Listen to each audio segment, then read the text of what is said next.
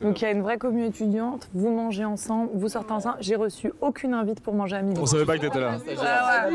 Rattrapez-vous, rattrapez-vous. Aujourd'hui, je vous emmène chez Ferrero, l'entreprise italienne dont vous connaissez forcément les marques. Nutella, Kinder, Ferrero Rocher, Tic Tac et j'en passe. Dans cette vidéo, vous allez découvrir les coulisses de l'entreprise et on va voir comment les équipes marketing travaillent sur le lancement des nouveaux produits et plus particulièrement les biscuits Kinder. On y va.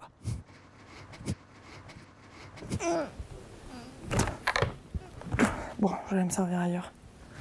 Anis, toi, tu es une des Region Marketing Managers chez Ferrero. Est-ce que tu peux me pitcher le market? Oui, alors au marketing chez Ferrero, on est en charge de développer la valeur de nos marques et de notre entreprise. Donc concrètement, on est une cinquantaine de collaborateurs. On travaille d'abord avec le marketing central avec lequel, en fait, on écrit des stratégies de marque. Ensuite, donc en local, ce qu'on fait, c'est que ces stratégies, on les décline en plan d'action, soutenus par des investissements médias et des investissements promotionnels. Et puis ensuite, une fois que les actions ont eu lieu, eh bien, on regarde ce qui s'est passé, on monitore pour éventuellement corriger. Je te laisse découvrir ça par toi-même. Ouais, je cherche le département marketing. Eh bien, c'est au fond du couloir, au premier étage. Allez, direction le département marketing pour se renseigner sur les dernières innos. Je suis venue dans ton bureau parce que je veux savoir ce que tu fais et à quel moment tu interviens sur le parcours de l'inno de produit. Le département dans lequel je travaille, c'est le département Consumer et Shopper Understanding. Mes 3 missions, c'est accompagner les équipes dans la compréhension des tendances et de business, accompagner les équipes groupe et local sur le développement des innovations pour être sûr qu'elles fonctionnent parfaitement en France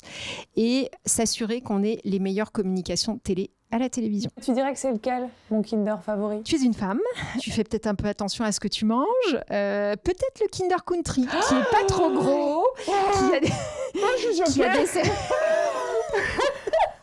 Voilà, et ben tu es juste dans le... Oh, wow. Je suis impressionnée, vraiment. Dans le cœur de la cible de Kinder Country. Si on m'avait dit qu'un jour je serais un jouet Kinder.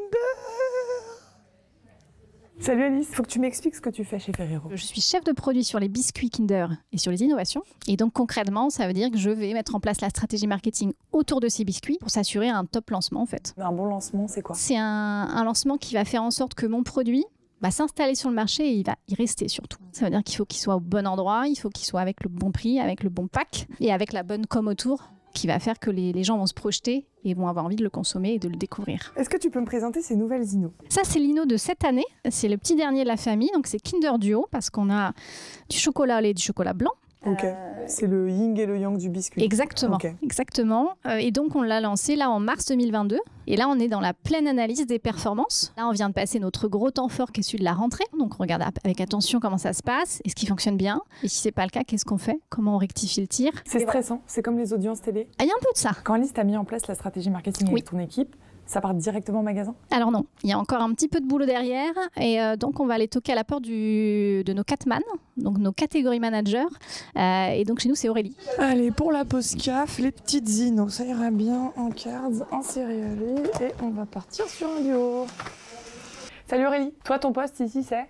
Catégorie manager sur le périmètre des goûters. Ok, on est sur le goûter. Quelles sont tes grandes missions ici? C'est de développer la catégorie des biscuits, donc faire grossir le gâteau de la catégorie. Pour développer cette catégorie, je vais utiliser différents leviers qui vont être l'assortiment, le merchandising, la promotion, le prix. Des outils au quotidien, j'imagine. Tu me montres un peu à quoi ça ressemble? Ouais. Alors c'est un espèce de Tetris, c'est un outil merchandising sur lequel on travaille en fait l'organisation du linéaire. Celui-ci, c'est un graphe qui nous montre semaine après semaine l'évolution des ventes. Et là, ça veut dire que la marque que tu vois en verte qui est Kinder Cards, elle a fait une croissance de 96%. Ça se fait ça hein? Exactement. C'est ce qu'on a prévu de faire. Ok, on n'a pas eu d'invite là-dessus. Alors est-ce qu'ils font le poids face à moi? Ah ouais, clairement pas. Hop là!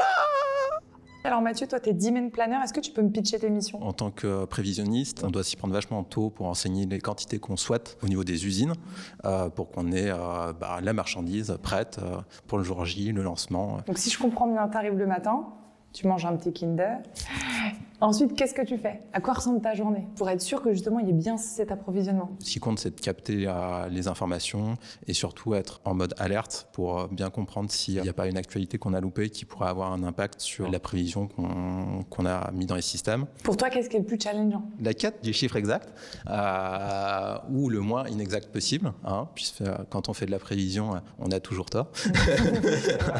Et c'est intéressant de construire des hypothèses qui vont motiver un peu les chiffres qu'on met dans les systèmes et a posteriori faire un peu l'analyse de ce qui s'est passé. Continue. Salut Fédé, toi tu bosses sur la com externe. Qu'est-ce que tu fais au quotidien? Je m'occupe par exemple de la gestion des influenceurs avec lesquels on travaille. J'essaie de négocier avec des journalistes des beaux articles pour relayer les actualités sur notre belle marque. Et puis je m'occupe de tout ce qui est la veille de ce qui s'est dit en France sur la marque Kinder. D'accord, donc si dans mon feed je vois Kinder, c'est grâce à toi? Oui, par exemple, ouais. Je vois que ça t'a main sur un paquet.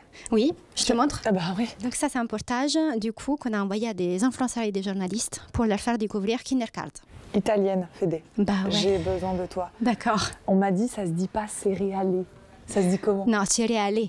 Ah, céréalé. Mais ils t'ont expliqué pourquoi? Non. On dit céréales. Aller, c'est un peu comme allez, on y va, il faut qu'on y aille. Voilà. C'est un peu. J'ai compris. Voilà. C'est un gâteau qui te motive. Voilà, c'est ça. Sur les dernières Inno, t'as un secret à me livrer? Est-ce que tu savais que Kindercard, c'est les biscuits les plus fins du marché des biscuits? Arrête. Si, t'en trouveras pas des plus fins. C'est 7 mm. Oh purée. Ouais. Ah là, tu vois, je repars contente. Bah voilà. J'ai une exclue. Voilà. Elle a une exclue. Bon, on va bien trouver des stagiaires et des alternants en terrasse, non? Allez, be ready, j'arrive.